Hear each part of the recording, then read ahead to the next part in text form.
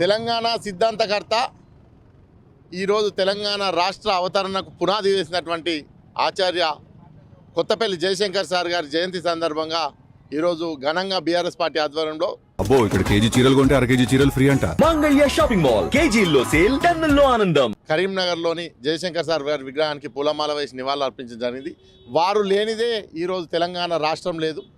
తెలంగాణ రాష్ట్రం ఈరోజు వచ్చి తెలంగాణలో రాష్ట్ర ప్రజలంతా కూడా వాటి ఫలాలను అనుభవిస్తున్నారంటే దానికి మార్గనిర్దేశకులు దశ వారు నిర్ణయించినటువంటి పెద్ద ఒక గొప్ప మేధావి ప్రొఫెసర్ జయశంకర్ సార్.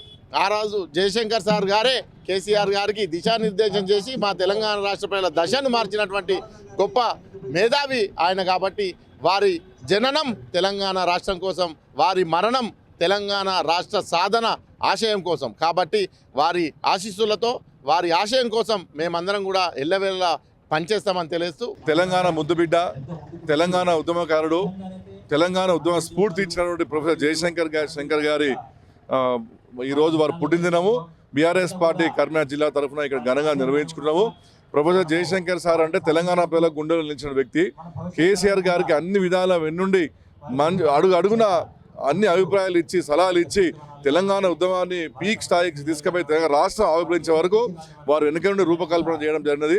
కాబట్టి తెలంగాణ ప్రజలు ఎన్నడూ కూడా జయశంకర్ సార్ మర్చిపోరు.